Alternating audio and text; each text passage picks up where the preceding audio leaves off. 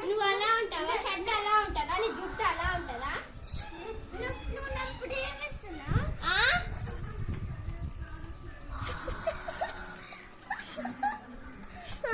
నువ్వు చెప్పు మరి ఏం చెప్తావు చెప్పు. ఏం చెప్పాను? నేనేం చెప్పాను. సాంగ్ పాడతాను అంతే.